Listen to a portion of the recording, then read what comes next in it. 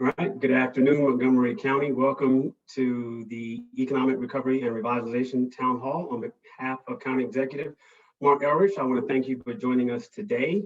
We have on our agenda and with us, of course, we have Dr. Earl Stoddard, we have Ms. Sylvia Kinch. We also have Lori Boyer, who is our Economic Development Manager for the county, as well as Ruth Simple, our Incubator Program Manager. Before we get started with a few updates, I'm going to turn it over to Mrs. B, who will give us some interpretation guidance.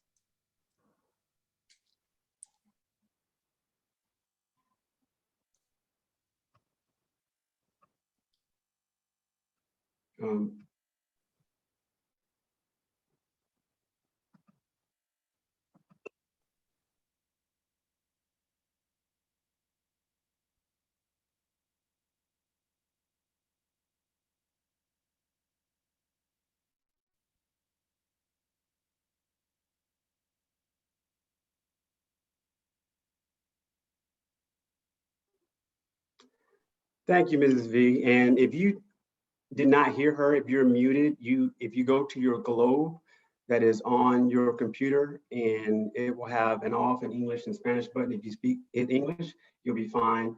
And if not, you hit Spanish, you'll be fine that way as well. I just saw that pop up as a chat question, and I had to do the very same thing. So I hope that everyone now can hear and we're good to go. The one grant program update I want to give, we all still are focused on making sure that we put money in the hands of those who need it as soon as possible. The economy is recovering in ways that are much different from what it was last year, but nowhere near to where we need and want it to be. The state of Maryland has once again provided funding for a grant program that our friends at the Economic Development Corporation are administering.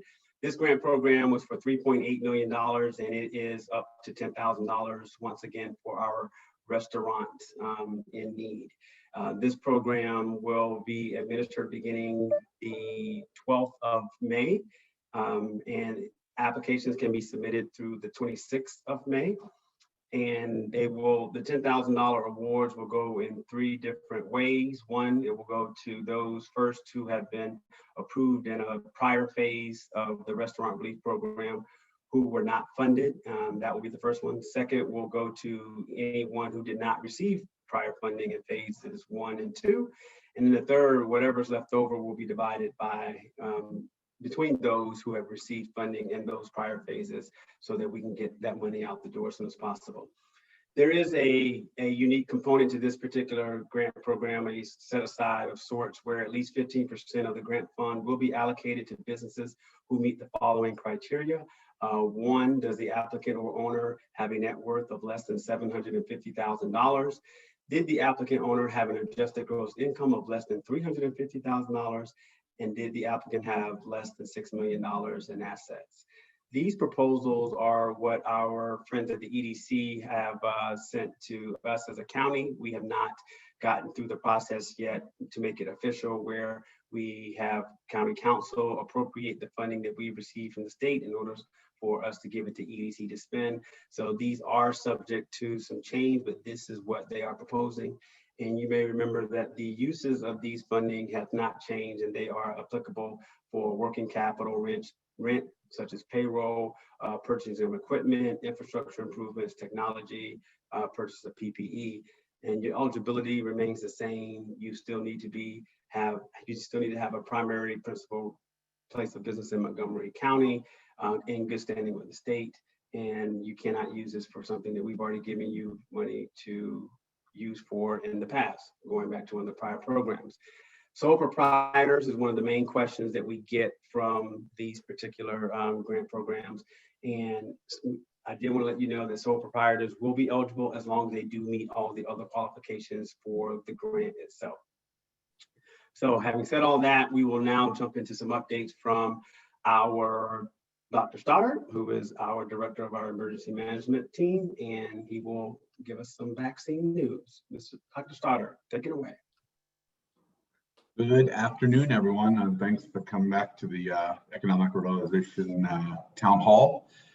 So we're still waiting for the numbers to be updated for today, but the numbers as of yesterday are that we've vaccinated 52.2% of our population with the first dose, and about 35.6% of our population have completed their full vaccination schedule.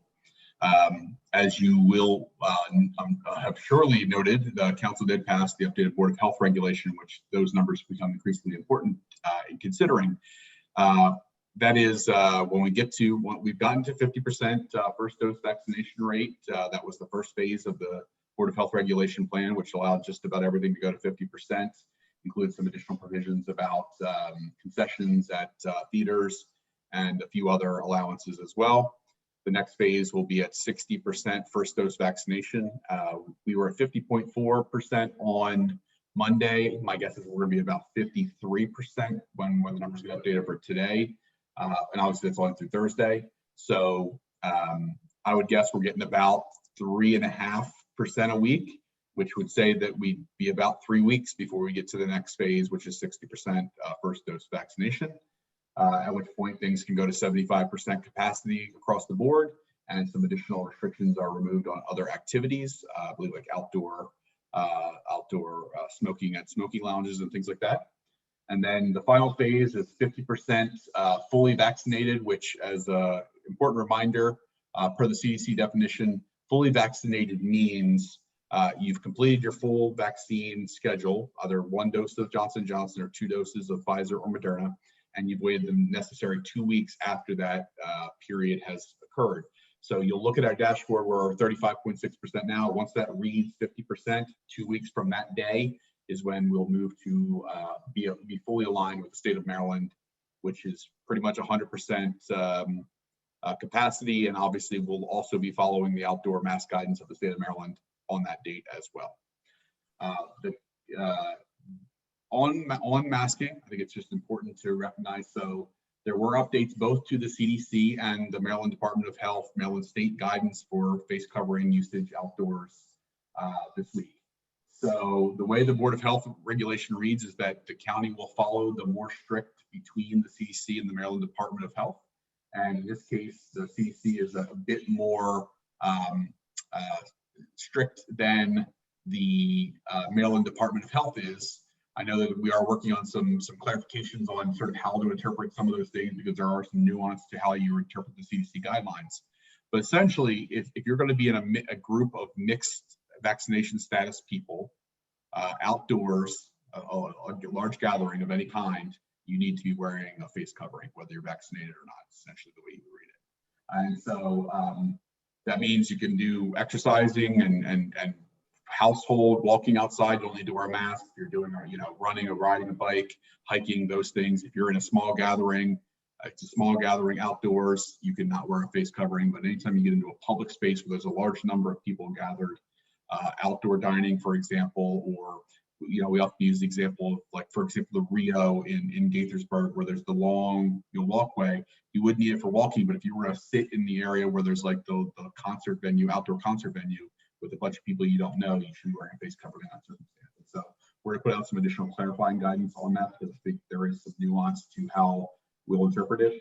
We're doing complaint-based monitoring, and so we're not going to be out there necessarily, walking places throughout the county, trying to find people who aren't wearing face coverings. But when we do come in for an enforcement-based activity, we will be looking to see that people are generally adhering to face covering usage when there are large numbers of mixed or unknown status vaccination. So I think that's just the best clarification I can give. We'll get some more on that. I think that's pretty much all I want. Oh, actually, one other big thing. So we have about 22,000 people who left on our county pre-registration list. We've largely utilized all of the state pre-registration lists that had preferenced the use of the Germantown mass vaccination site as a first or second choice. What that means is that you'll see an announcement later today, but beginning next week, we're going to do 2 things, I think. Number one, we're going to do what will essentially be an open scheduling, where we're going to send out, I think you'll remember in the beginning, there was this sharing of the links where people were just taking appointments from right. A link that they could get access to. Mm-hmm. We're essentially going to be replicating that same thing, where we're going to send out a link where if you want to make an appointment next week at the mass vaccination site, you'll just be able to schedule your time. You won't have to pre-register and have us reach out to you. You'll just be able to look at a schedule, pick your time, and come in. The other thing we'll be doing is, for whatever the remainder of doses that we have left, we will be doing walk-up, no appointment, on-site registration and vaccination, meaning you'll be able to just, for certain hours of each day, you'll just be able to have people show up, get vaccinated, and leave. It'll be very easy. We will be announcing that later today. It will start on Monday. The walk-ups will likely be between 10 a.m. and 2 p.m. While supplies last, obviously, is always the caveat. But obviously, we're moving to that next phase to make it more accessible to people and more provide more access. And so be attentive to that. And I know one of the questions that we're going to see that we received is how can businesses help? Certainly by getting the word out there that we're moving to this new phase and people can just schedule their appointment, or if we have walk-up hours, certainly encourage your employees and patrons to visit those walk-up hours if they need to get vaccinated. You know, we're moving past the point now where we're going to be utilizing heavily the pre-registration list once we complete everyone who's on the list currently. And so at that point, it's going to be just schedule an appointment, come in to get vaccinated. We're really moving beyond the, you know, I'm going to wait for other people to get vaccinated. It's if you've been waiting to let other people go ahead, it's your time to get vaccinated. So that's going to be an important message that we need everyone to get out there. And that's all I have. All right, thank you, Dr. Stoddard. That was very thorough as usual. We appreciate the updates. A few quick questions regarding the distancing. Once we get to a 50% fully vaccinated community, will the 6 feet distance rule be lifted, either for indoors or outdoors events, or, you know, with mandatory masks and no food? The question also says they couldn't find a 6 foot requirement from the state. So is that going away?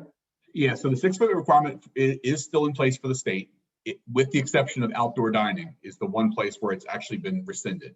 And so because Montgomery County cannot be less restrictive than the state of Maryland. We're prohibited by law from having less restrictions than whatever the state standard is. So once we get to 50% fully vaccinated, whatever the rules that the state allows to happen will be what Montgomery County allows to happen. We will be no more restrictive than the state. And so I cannot tell you what the distancing rules will be at that time. My guess is you'll continue to see alleviations. And so I think it's a fair expectation that the state will be more relaxed with distancing when we get to that point. But obviously I can't promise you something that we don't control. Right. So the 6 feet of indoor is definitely still in place. What about outdoor? Outdoor dining is the only place where they've eliminated the distancing between tables requirements. I see Sylvia's putting on her camera now, so I'm going to defer to the county attorney. Thank you. So first off, Jerome, thanks for having me again. The one thing that I would note is that even though the state has rescinded the 6 foot requirement for outdoor dining, the county is still using an older version of the state's order. And so we do require 6 feet of distancing at outdoor dining still, regardless of what the state is doing. And that's in part because, as Earl said, we can't be less restrictive than the state, but we can be more restrictive than the state. Okay. Thank you for coming. Yeah. Thank you, Sylvia. I definitely don't want people to think that the Board of Health regulation has not changed from Tuesday. Even when the governor had his announcement yesterday. So everything that was in place on Tuesday in Montgomery County is still in place today as it relates to the rules. So now I'm putting a little twist on this question about is labeled outdoor events, not outdoor dining, and it's mingling between households. Are they able to relax the 6 foot rule, one, and then what if everyone in their households are fully vaccinated? How would that sort of jump into the equation of your answer? So right now, as Ms. Kinch referred to, we haven't changed the requirement for outdoor dining or outdoor gatherings to have 6 foot of distance in Montgomery County, to be very clear. Once we get to 50% fully vaccinated, we will align with the state, at which point you can follow the state guidelines, which, as Ms. Kinch stated, are for outdoor gatherings, you are not required to have that 6 foot of distance. You can do the bar service and outdoor dining, I think, is also allowed too. And so once we get that 50% fully vaccinated, which again is probably 6 or 7 or 8 weeks from now, given the pacing of our current vaccination scheduling, that will be where we'll be at. Until then, you're still required to follow the outdoor dining requirements that were in place in the state of Maryland effective before the governor's most recent, right. which is Wednesday. All right, makes sense. Thank you. Appreciate the answer, and thank you, Ms. Kinch, for your support as well as always. So next question is, if a performing arts venue, indoor or outdoor, is about to reopen, and we've had this question regarding the performers of that particular venue, if they can verify they've been fully vaccinated, can we forego having the performers tested for COVID? So a couple things, and I still be turning off the camera, but I may ask her to turn it back on to confirm what I'm about to say. But so with the Board of Health regulation passage, there are the performing arts guidelines or are essentially recommendations on our website. So they're not requirements. And just so we're clear about that, because they were not included in the Board of Health regulation, they're not requirements. With the performance arts, I would still, because we have a very difficult time in, say, not Montgomery, but across the country confirming vaccine status, because really all you have is a little paper card, which is not the best way to confirm vaccination status. Let's put it that way. That said, it's not a requirement. If you as performing arts, we would still recommend that you do testing. You're not required to do testing, is the way I would say it. So if you want to consider vaccination status, you are permitted to do so. I still think I'll echo my inner Dr. Gales and say it's probably better that you still do routine testing just to be sure, but you're not required to do so. Okay, fair enough. No, makes sense. Thank you. So the CDC has recently recommended the 3 feet of distancing, and we talked about, I think, summer camps, educational camps last time you were on. Are the summer or the educational camps also going to be allowed to work off of the 3 feet distance premise? What I would say is that the 3 foot of distance, the 3 foot of distance recommendation from CDC is pretty narrow, meaning it's only for cohorted classrooms, meaning if they stay in the same classroom with the same students throughout the day, they can do 3 foot of distance in those environments, but you can't do it in the cafeterias when they take their face coverings off to eat. You can't do it in the hallways, you can't do it in auditoriums. And so I would say generally, if there was a camp that applied to, we would be interested in hearing from you, because I think I don't want to say we would consider we would want to hear you out, but I would be very surprised if there are camps where you're staying in the same room with the same students in an environment like that throughout the entire day of camp, right. Where you're not moving, you're not going outside, you're not doing other activities, you're not moving between spaces. I mean, my general experience as both a attendee of camps when I was a child, but also as a parent of 2 younger children now, is that summer camps, you're going inside and you're going outside, in which case you automatically do not apply for the 3 foot rule that the education environment does. And so if there are specific camps where that circumstance would apply, we'd be interested in hearing from you and talking it through. But generally speaking, I would be very surprised if most camps met there's fine print with the CDC requirements. And you just need to read the fine print before you determine whether it applies to your circumstance. Okay, and like you said, you would love to hear from them. So if they can reach out and send us information in, we can maybe help them with that decision.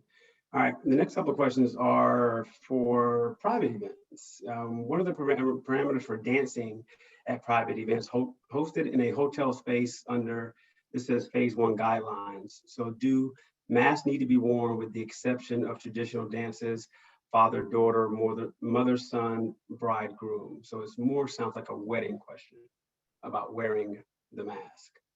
There are not any exceptions that including for I think there, I think those exceptions would actually not apply to the state's face covering guidelines, let alone or the county's face covering guidelines, particularly indoor events.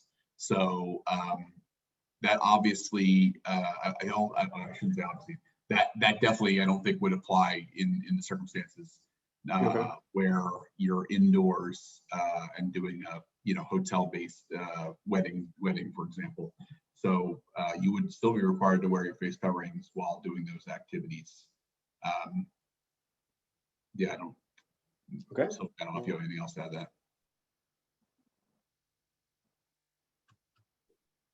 Okay. All right.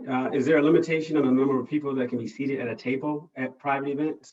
I would think that as long as they're 6 feet apart, they could put as many as they could.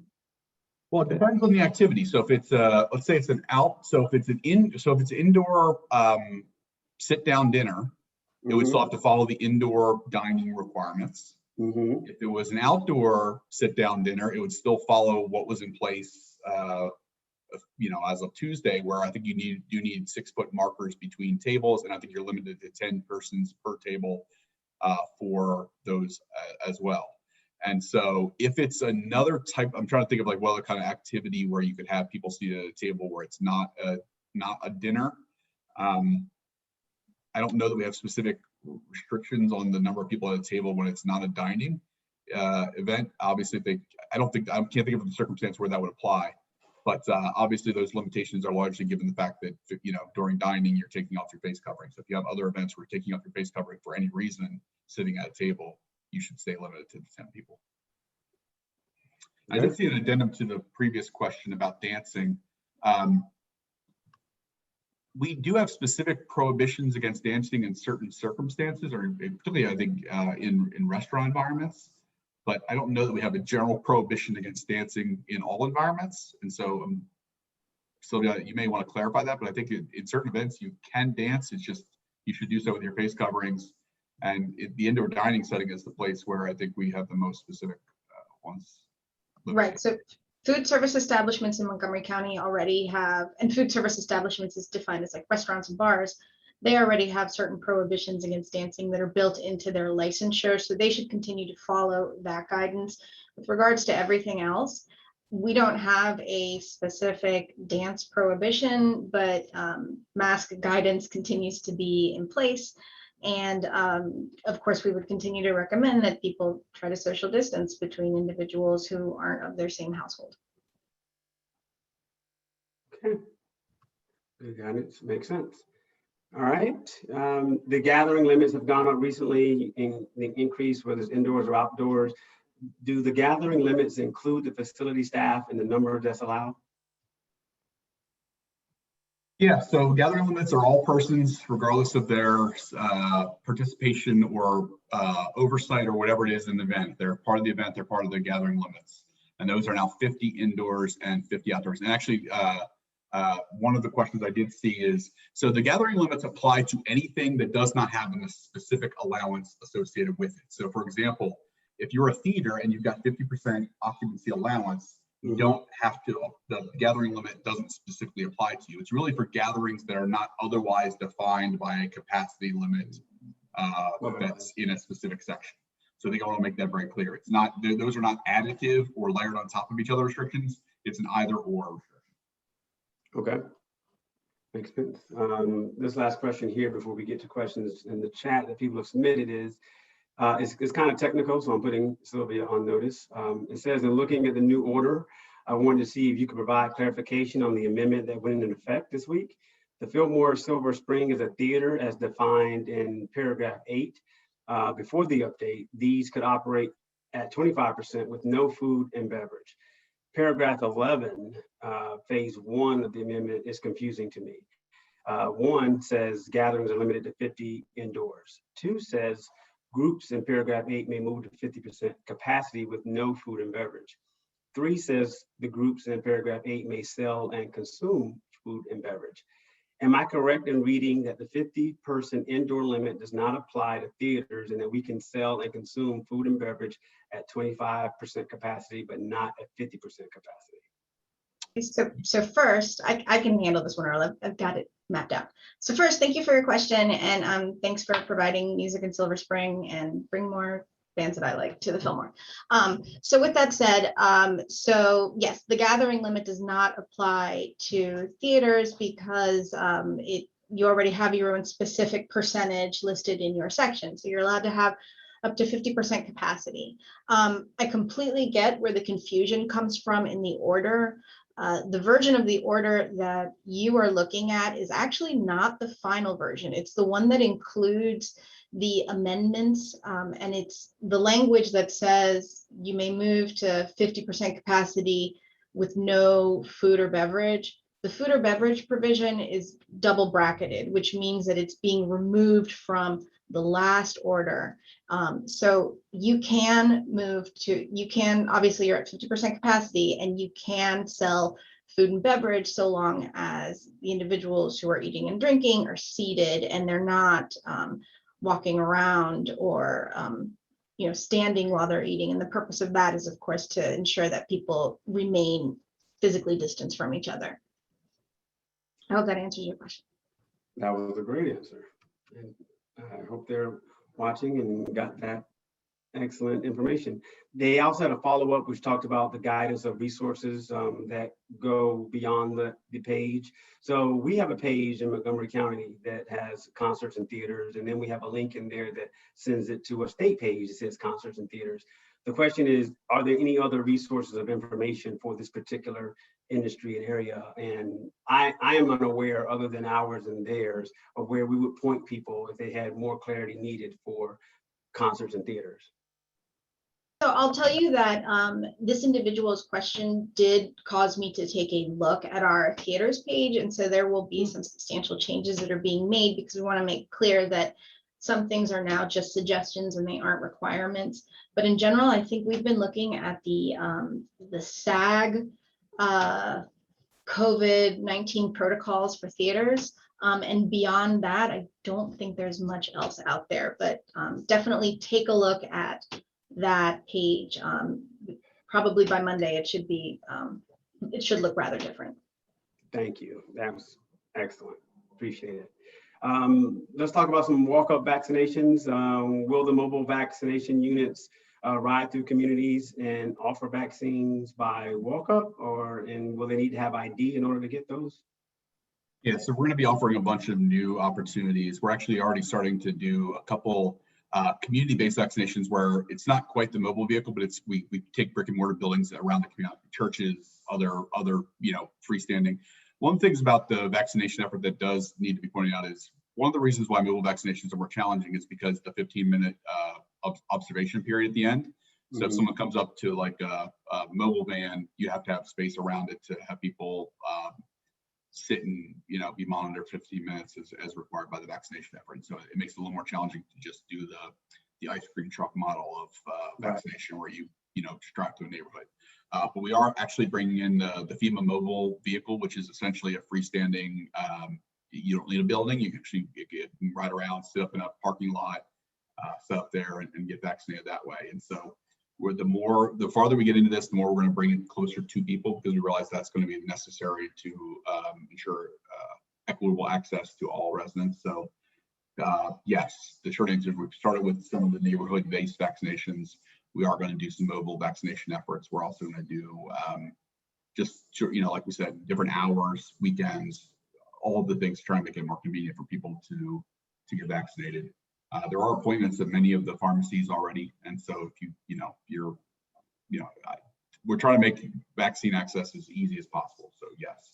Now, as far as ID, I think we have a one page that's coming out later today that explains sort of all the identification issues. Obviously, we are very much trying to make this as easy as possible for our residents. We do have to enter some basic information into the state portal, but there will be no, obviously, checking of immigration status, nothing, if you're, we're not going to be really, we're going to be pretty broad in our definition of an acceptable ID to get vaccinated. If you have, in most cases, a bill will function. We're going to put out a one pager, I think, later today, actually, on this very issue because we know people will be walking up. But we do have to collect certain information around, there's basic questions around the vaccine that we'll just have to, ask you, are you pregnant? Are you experiencing symptoms? And there will be some on-site registration work that's to be done. You do have to have a name associated with that. So we have to have some of those. Okay, no, that was great. And no insurance is still required, right? No insurance, yeah. So at our county sites, particularly, we don't even, I don't think we collect insurance information. There are other sites that will collect insurance information, but they'll only, you're not required to provide it, number one, and they'll only bill your insurance if you have insurance that's billable. They cannot deny you the right to, the access, I shouldn't say right, the access to a vaccine without if you don't have insurance. That's it's a federally provided asset. They can't do it. And are people required to carry and show on-demand proof of vaccination, even teens? We don't have any circumstance where I'm looking at Celia. I'm like, I'll let her go ahead and this is a pretty easy one, I think. Yeah, so there's no legal requirement to prove your vaccination status at this point in time. A lot of people are anecdotally sort of carrying around either their actual vaccination card or they've got pictures of it that have been taken. But if somebody asks you for your vaccination status, it's up to you whether you want to disclose that information. Mind you, I'll say that your boss, generally employers can demand that of their employees. They can demand that information, but otherwise, like it's just like if it's a restaurant, you don't have to give them that unless you want to. Or if there's county enforcement that's going on, we're not going to be asking you for your vaccine card.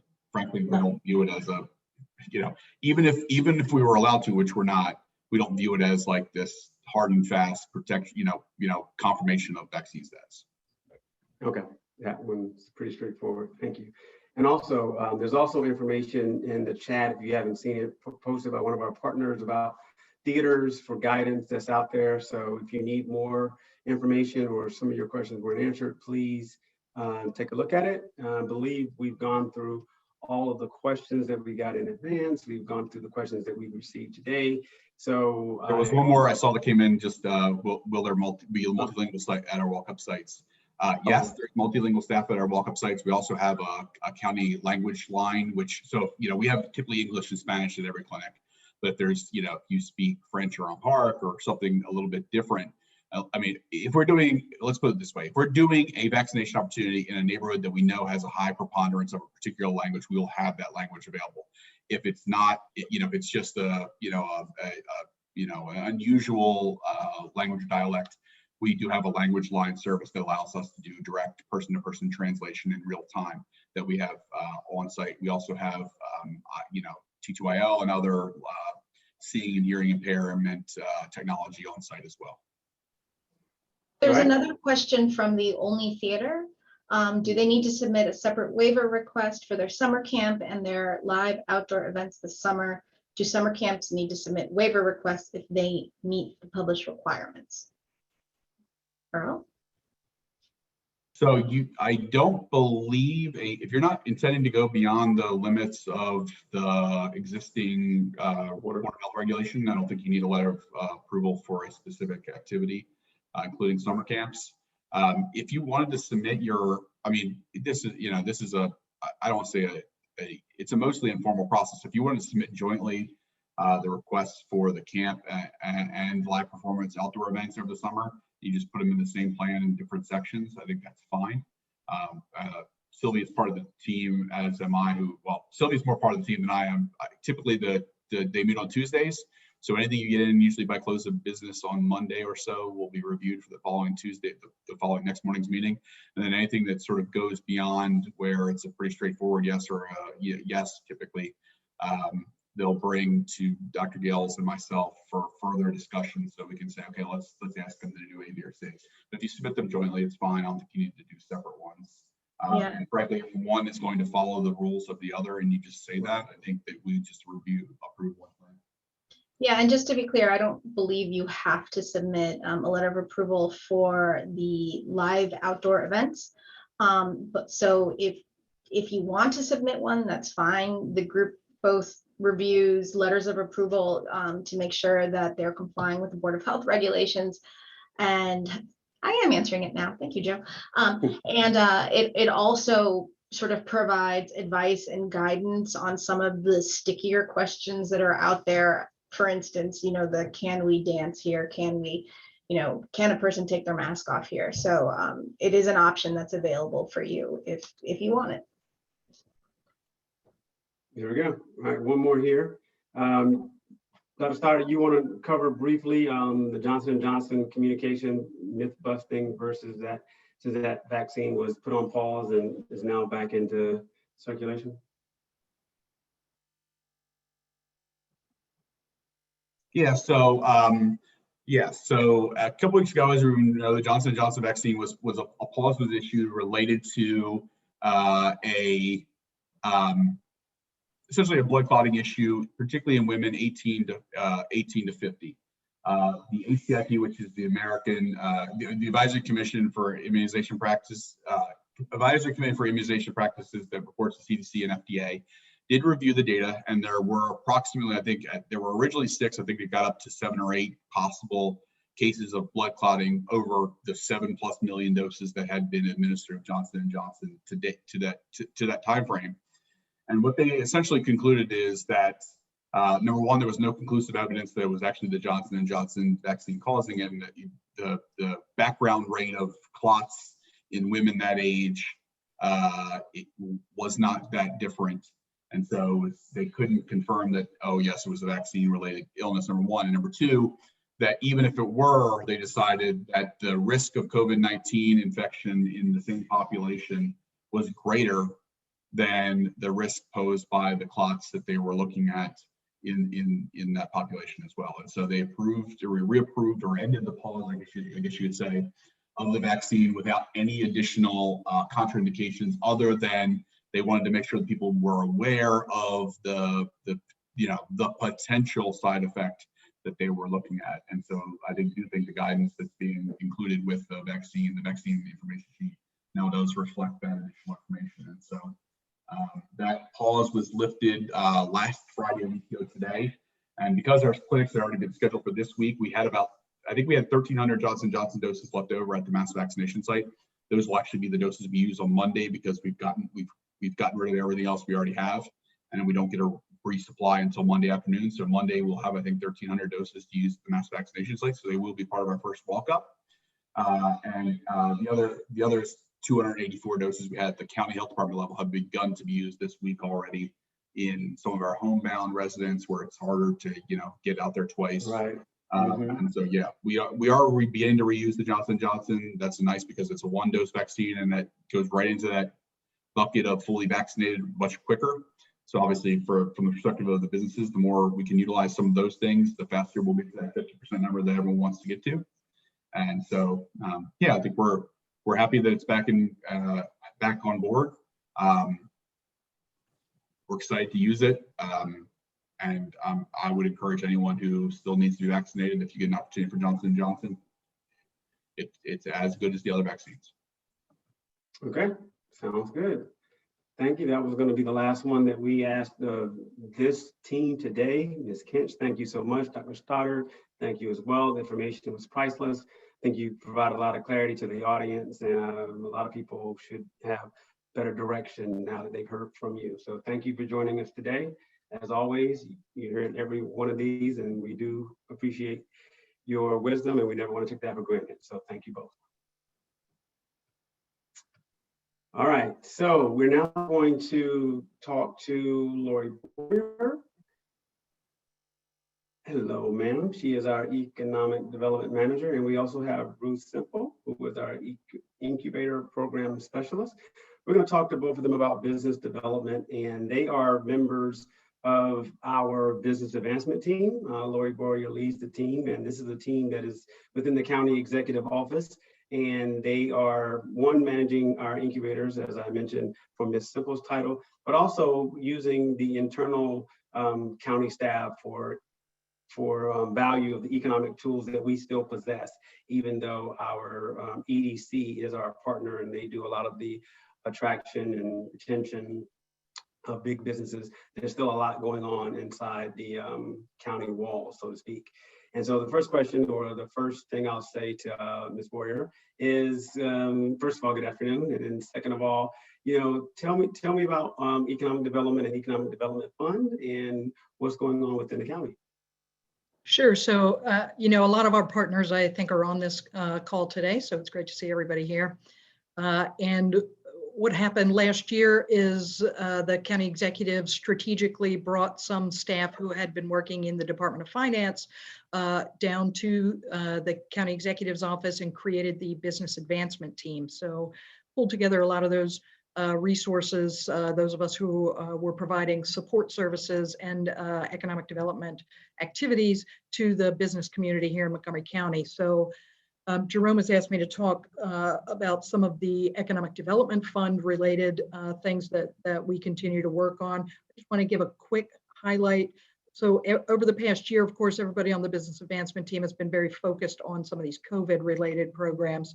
And we're able to get $40 million out the door to local companies, awarding over 4,800 grants. So it's been a very busy year for those of us on the BAT team, and we're all happy that that we're getting up to this 50% everybody vaccinated, and that we're getting back to some semblance of normal. So some of the we also, and of course during this entire time, we've continued to work on the existing Economic Development Fund grant programs that the county exec and county council continue to support. And I just want to remind everybody of some of those programs, so that when you're working with businesses and out in the community, or if you're a business owner yourself, just to remind you that some of these programs are out there. One of those is, of course, the MOVE grant program, which is for new companies moving into the county who are leasing Class A or B office space up to 20,000 square feet. This grant provides an $8 a square foot benefit. The grant itself is capped at $80,000, but it's really an opportunity for those small and mid-sized companies who are moving into the county to take advantage of that. And as a reminder, if we have any new craft breweries, a few years ago, we also expanded that program to allow craft breweries to submit for MOVE grants, even though they wouldn't be necessarily an office space. But they can apply for a MOVE grant for part of the space that they may be using as well. So MOVE continues to be a very popular program. We also have our local SBIR, STTR matching grant program. We're the only county in the country that has this matching grant program. There are many states that have a matching grant program for these federal SBIR, STTR grant awards, but we are the only county in the country that continues to offer this. And recently, County Council actually expanded that. When the program was initially started, it was just for grant awards that came, federal grant awards that were made through NIH. And we expanded the definition to any department, but still tied the industry to life sciences, bioscience, healthcare.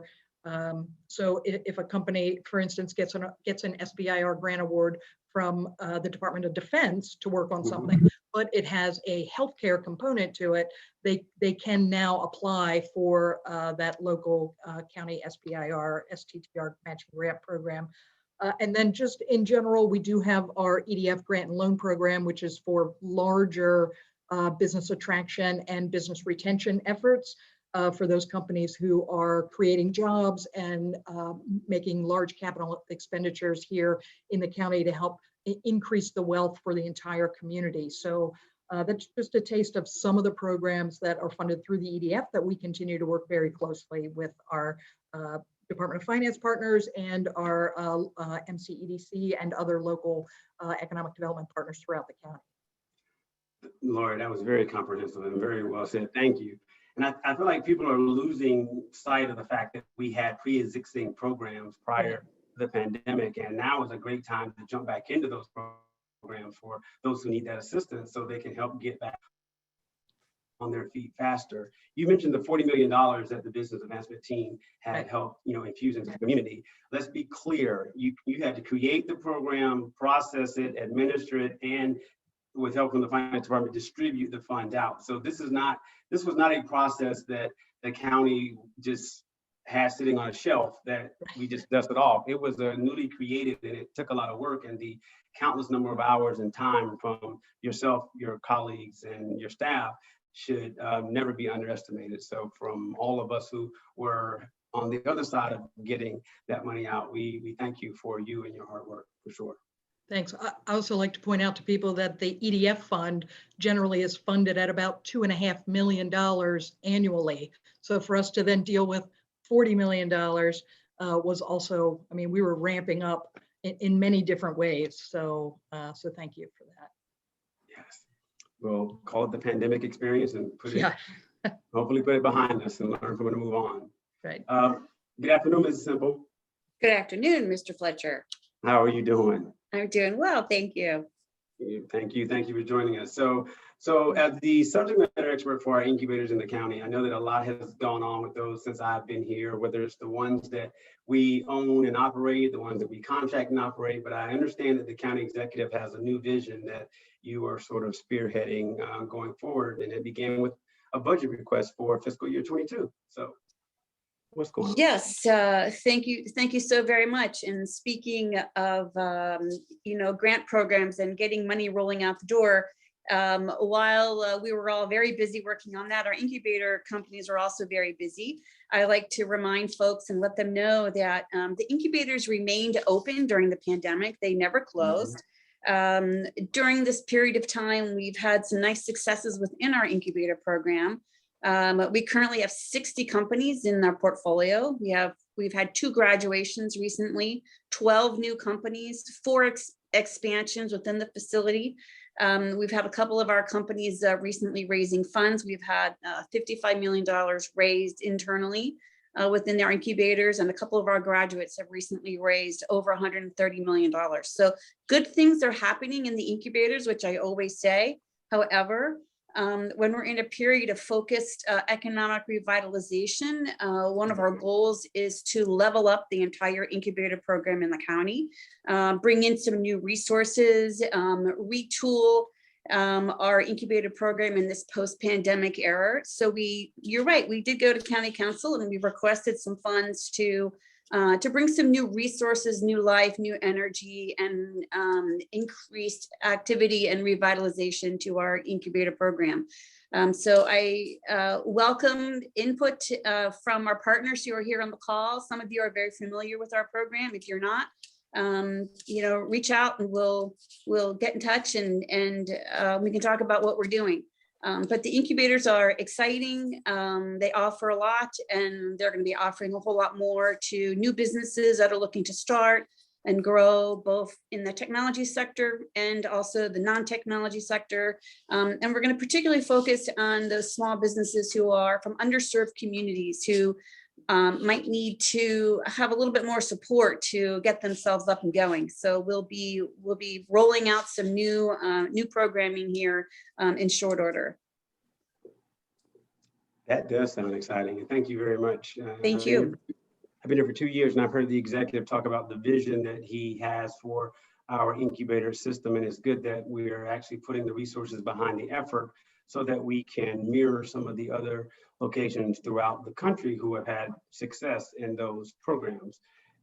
Thank you and others who work with you on the current status of our incubators.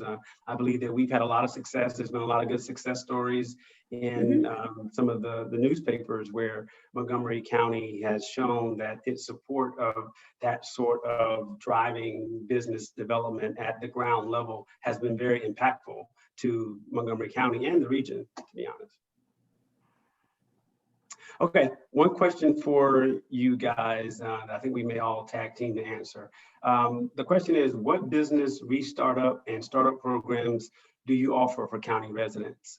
That probably goes back to the programs that we have, but the second part of the question says, what focused funding and technical assistance are you directing to businesses owned by women, Blacks, and Latinos most severely affected by COVID-19 with least access to capital? I'll answer first by saying that we do have a business rental assistance program that is very targeted, that is still in the process of being developed for administration by our partners at the Latino Economic Development Center. And that program is going to allow for grants that will be used for rental assistance up to $10,000 or 3 months worth of rental assistance. And to us, that is where we're talking about that rental assistance program or the restaurant program. Those are the 2 programs that we're focused on right now as far as getting access to capital to those who need it first and foremost. But you 2 may have a deeper knowledge of some of the other programs that we have, which are probably listed on our website, that will help people if they want to restart or start up programs through maybe the Economic Development Fund, which was mentioned earlier. Yeah.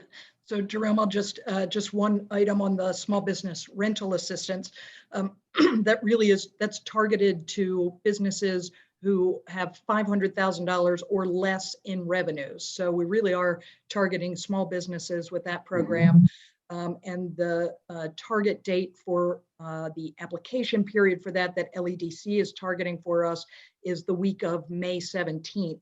That application will go live, and people will have from the 17th through the 24th to apply for that program. So that really is targeted to small businesses with $500,000 or less in revenues. So that's one. I'll also mention we have a micro lending program where we actually partner again with LEDC and with Life Asset. They manage the microloan funds for us, but those are loans to small businesses from $500 up to $15,000. So they're very targeted small microloans that businesses in any industry type can apply for those microloans.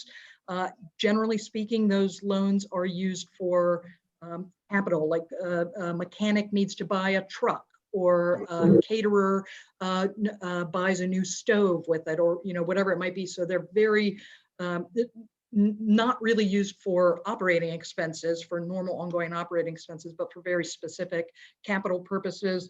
I'll also say that the county partners with the Maryland Small Business Development Center and with LEDC to provide one-on-one counseling and startup support for these small businesses as they're looking to start. And a lot of that provides some, recommendations and assistance in how they can find startup capital, or what's the appropriate avenue to try to find that small startup capital for these businesses. And I'm also going to mention the Maryland Women's Business Center, which targets support for women-owned businesses in the county. So I think there are a lot of resources out there. That was a very good answer. Thank you very much. And when they ask and they say with the least access to capital, I hope that meant that they were targeting those smaller businesses who would hopefully be able to take advantage of the business rental grant program. Sure. Yeah, absolutely. We definitely want to make sure that we emphasize who would be eligible for those programs, because they are valuable, but we need to get it into those hands of those who need it the most. And I think that was Councilman Joando's purpose when he passed the bill with his colleagues in council. So I want to thank you, ladies. Thank you both. I appreciate you joining the show today. This has been great. Bottom line is we want to make sure that you know and are aware that there are resources out there pre-existing and still on the way that is going to help business development within the county. There is a vision and there's a plan, and these two people are going to make sure that we actually keep going in the right way so that we can do the most we can for Montgomery County. So just to let you know, our next conversation with you will be on May 14th. And on that day, we will have our procurement director, Ash Shetty, and he will be discussing a new innovative tool from his Office of Procurement that's going to help increase communication between the Office of Procurement and county vendors. So we're always excited to talk to Director Shetty, as well as use innovation technology to our advantage and hopefully help the process of doing business with the county even more smoothly.